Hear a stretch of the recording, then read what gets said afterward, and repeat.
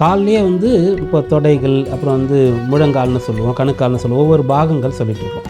அதில் பாதங்கள் உள்புறமாக இவங்களுக்கு வந்து சாதாரணமாக இப்போ பாத வெடிப்புலாம் வரும் இல்லையா, அப்புறம் காலில் ஆணி வரும் இல்லையா, அந்த மாதிரி விஷயங்கள்லாம் கூட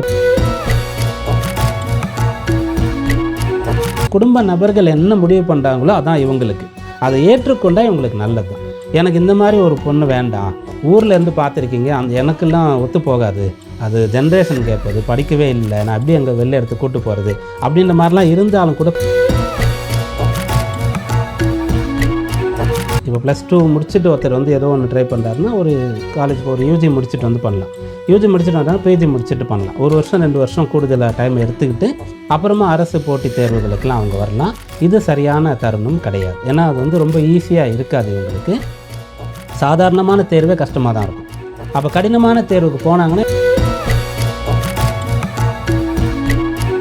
பெண்களுக்கு படிக்கணும்னு ஆசை இருக்குது. ஆனால் வீட்டில் அப்பா வந்து சரி அவள் தான் ஆசைப்படுறாருல படிக்கட்டும்னு சொல்கிறாரு. அம்மா வந்து இல்லை எதுக்கு இப்போ இதுக்கப்புறம் படிக்க வச்சுட்டு அப்புறம் அதுக்கு ஏற்ற மாதிரி மாப்பிள்ளலாம் தேட முடியாது அப்படின்னா இப்போது அப்பா சொல்கிறது நடக்கும். அவங்கள வந்து படிக்கிறதுக்கு அலோவ் பண்ணுவாங்க.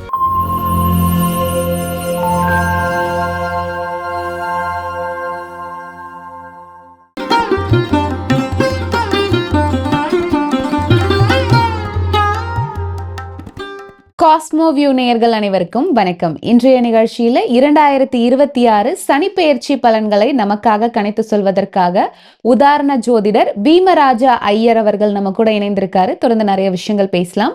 வணக்கம் சார். வணக்கம்மா. 2026 சனிப்பெயர்ச்சியில கும்பராசிக்காரர்களுக்கு என்ன மாதிரியான மாற்றங்கள் அவங்க வாழ்க்கையில நிகழப்போகுது சார்?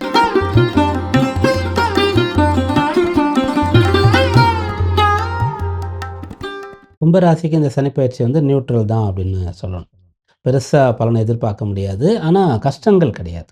இதுக்கு முன்னாடி 12ல் இருந்தார் விரய சனி, அப்புறம் ஜென்மத்தில் இருந்தார், ராசியிலேயே சனி இருந்தார். இப்போ அங்கேருந்து விலகி வராருன்னு சொல்கிறதுனால இவங்களுக்கு கொஞ்சம் வழி கிடைக்கும், வழி தெரியும், என்ன பண்ணுறது அப்படின்ற ஒரு ஐடியா வரும். குழம்பி போய் தவிக்கிறாங்க, என்ன பண்ணுறதுனே தெரியாமல் கடன் பிரச்சனையில் இருக்கிறாங்க, இல்லை உடல் உபாதை, எப்படிப்பட்ட ட்ரீட்மெண்ட் எடுத்துக்கிறது. ஒருத்தர் சர்ஜரி பண்ணணுன்றார், ஒருத்தர் வேணான்றாரு, ஒருத்தர் வந்து அலோபதியே வேண்டாம் ஆயுர்வேதா அப்போ ரொம்ப நல்லா கேட்குன்றாரு. அப்புறம் கல்யாண விஷயத்தில் சேர்ந்து இருக்கவும் முடியல, பிரிஞ்சு போகிறதுக்கும் முடியல. எப்படி எந்த இடங்கள்லாம் இவங்க வந்து குழம்பி தவிச்சாங்களோ அதிலிருந்து மீண்டு வரலாம். எவ்வளோ ஹெல்த் ப்ராப்ளம் இருந்தாலும் கொஞ்சம் சரியாகும், எவ்வளோ பண நெருக்கடி இருந்தாலும் கொஞ்சம் பேலன்ஸ் பண்ணுற மாதிரி விஷயங்கள் நடக்கும். அப்போது இவங்களோட கஷ்டங்கள் குறைய போகுது அப்படின்னு சொல்லலாம். ஓகே, பண வரவை பொறுத்த வரைக்கும் இந்த வருடம் எப்படி இருக்கும் சார்? 2ஆம் இடம் தான் சனி வரக்கூடிய இடமா இருக்கிறது. அது குருவுடைய வீடாகவும் இருக்குது. அங்கே சுக்கிரன் உச்சமாவார், பணம் வரணும். ஆனால் அது சனி தான் தரப்போறான்றதுனால கொஞ்சம் கொஞ்சமாக தான் வரும். இவங்களுக்கு இப்போ ஒரு இடத்துலேருந்து ஒரு 10 லட்சம் வரணுன்னாலும் கூட அது வந்து ஒரு 10 தவணையில் வரல. இல்லைன்னு சொன்னால் வந்து எப்போ வரணுமோ அதை விட லேட்டாக வரலாம். ஒன்று டிலே ஆகும், இல்லைனா வந்து அப்பப்போ ஸ்ப்ளிட் ஆகி கொஞ்சம் கொஞ்சமாக இவங்களுக்கு கிடைக்கும். ஓகே, பொதுவாகவே அந்த முக்கியமான முடிவுகள் எடுக்கும்போது குழப்பங்கள் ஏற்படும் அப்படின்னு நீங்கள் சொன்னீங்க. பட் என்னதான் இருந்தாலும் ஒரு முடிவு எடுக்க வேண்டியது அப்படின்ற ஒரு சிச்சுவேஷனுக்கு நம்ம தள்ளப்படுவோம். இப்போ பெரிய பெரிய முடிவுகள் எடுக்கிறாங்க. இப்போ கையில் காசே இல்லாமல் ஒரு வீடு கட்டணும் அப்படின்னு நினைக்கிறாங்க, கையில் காசே இல்லாமல் பிரம்மாண்டமாக திருமணம் பண்ணணும் அப்படின்னு ஆசைப்படுறாங்க. இந்த மாதிரியான முடிவுகள் இந்த காலகட்டத்தில் எடுக்கலாமா சார்? தனித்து எடுக்கக்கூடாது, ஆனால் ஃபேமிலி சப்போர்ட்டாக இருந்தால் எடுக்கலாம். ஏன்னா 2ஆம் இடத்துக்கு தான் சனி போகிறார். அப்போ 2ஆம் இடத்துக்கு சனி போகிறாருன்னா, இப்போ நான் இங்கே வந்திருக்கேன்னா நான் இப்போ உங்களோட கெஸ்ட்டு, என்னை வந்து நீங்கள் பார்த்துப்பீங்க, நீங்கள் தான் பார்த்துக்கணும். அதே மாதிரி சனி வந்து 2ஆம் இடத்திற்கு போகிறார். அப்போ 2ஆம் இடம் குடும்பஸ்தானம். அப்போ குடும்பத்தை டிபெண்ட் பண்ணி அதை நம்பி தான் இவங்க இருக்கணும். அந்த ஃபேமிலி மெம்பர்ஸ் வந்து இவங்களுக்கு சப்போர்ட் பண்ணணும். ஓகே கரெக்டு தான், நீ பண்ணலாம் இது அப்படின்னு சொன்னாங்கன்னா போகலாம்.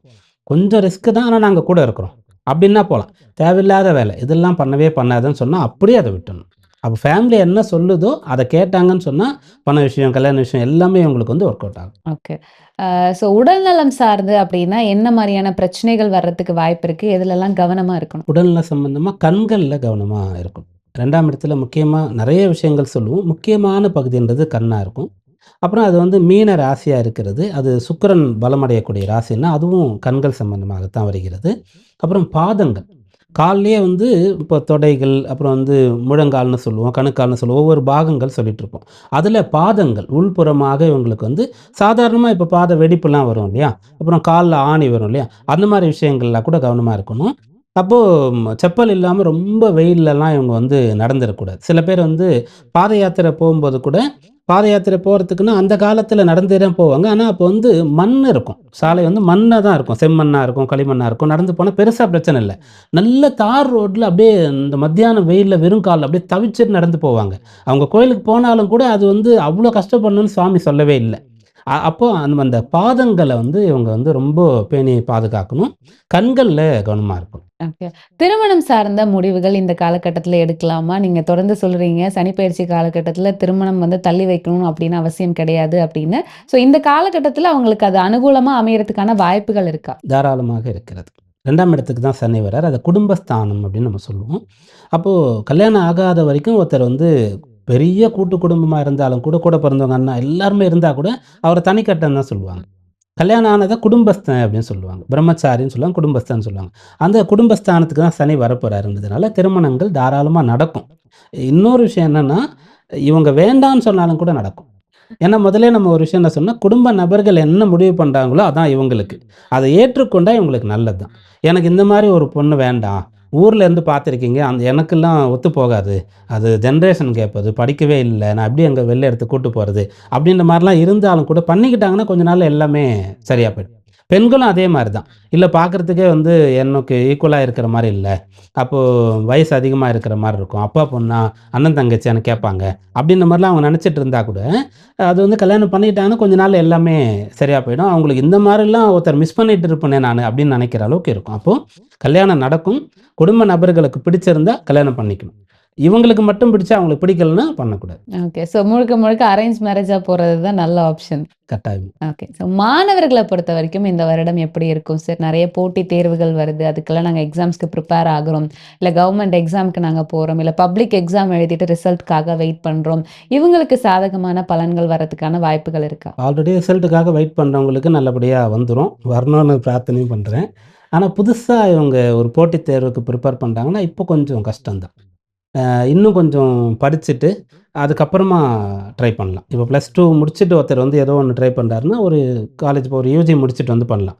யூஜி முடிச்சுட்டு வந்தாலும் பிஜி முடிச்சுட்டு பண்ணலாம். 1 வருஷம் 2 வருஷம் கூடுதலாக டைம் எடுத்துக்கிட்டு அப்புறமா அரசு போட்டித் தேர்வுகளுக்கெல்லாம் அவங்க வரலாம். இது சரியான தருணம் கிடையாது. ஏன்னா அது வந்து ரொம்ப ஈஸியாக இருக்காது இவங்களுக்கு. சாதாரணமான தேர்வே கஷ்டமாக தான் இருக்கும். அப்போ கடினமான தேர்வுக்கு போனாங்கன்னா இவங்க நம்பிக்கையை விட்டுருவாங்க. மற்றவங்களோட கம்பேர் பண்ணிக்கிட்டு அப்போ நான் ஒன்றுமே தெரியாதா, நான் எதுக்கும் லாய்க்கு இல்லையா, என்னால் இவ்வளோ தான் முடியுமான்னு இன்ஃபீரியாரிட்டி காம்ப்ளெக்ஸ் வந்துடும். அதனால் அதை தவிர்க்கிறதுக்கு இவங்க சூஸ் பண்ணுறதே ஈஸியானது தான் பண்ணணும். இப்போது இந்த கும்பராசியில் இருக்கிற ஒருத்தர் வந்து 10th முடிச்சிருக்காருன்னா ஜென்ரலாக ஒரு குரூப் எடுத்துக்கலாம். சயின்ஸ் குரூப் தான் போகணும் அப்படின்ற மாதிரி, ஃபஸ்ட் குரூப் தான் போகணும் அப்படின்றவருக்கு ஃபோர்ஸ் பண்ணக்கூடாது. +2 முடிச்சிருக்காருன்னா என்ன கேட்டால் அவங்க என்ன காலேஜ் போகலான்னா ஒரு ஆர்ட்ஸ் காலேஜில் போயிடலாம். டீசெண்டாக ஏதோ படிச்சுக்கிட்டு நிறைய டைம் கிடைக்கும். அதில் வேறு வேறு விஷயங்கள்லாம் நல்லா தெரிஞ்சுக்கிட்டு பிஜி பண்ணும்போது இவங்க ஆம்பிஷன் அதுக்குள்ளெல்லாம் வந்துடும். அதனால் இவங்க ரொம்ப கஷ்டப்படுத்தி கொள்ளக்கூடாது இந்த காலத்தில். ஓகே. கும்பராசி பெண்களை பொறுத்தவரைக்கும் இந்த வருடம் எப்படி இருக்கும் சார்? பெண்களுக்கு வந்து நம்ம சொன்ன அந்த ஃபேமிலி சப்போர்ட் வந்து நிறைய கிடைக்கும். பெண்களுக்கு படிக்கணும்னு ஆசை இருக்குது. ஆனால் வீட்டில் அப்பா வந்து சரி அவள் தான் ஆசைப்படுறாருல படிக்கட்டும்னு சொல்கிறாரு. அம்மா வந்து இல்லை இல்லை எதுக்கு இப்போ இதுக்கப்புறம் படிக்க வச்சுட்டு அப்புறம் அதுக்கு ஏற்ற மாதிரி மாப்பிள்ளலாம் தேட முடியாது அப்படின்னா இப்போது அப்பா சொல்கிறது நடக்கும். அவங்கள வந்து படிக்கிறதுக்கு அலோவ் பண்ணுவாங்க. அது மாதிரி வேலை கிடைக்குது. அவங்க இருக்கிற ஊர் இல்லாமல் வேறு ஒரு வெளியூரில் வேலை கிடைக்குது.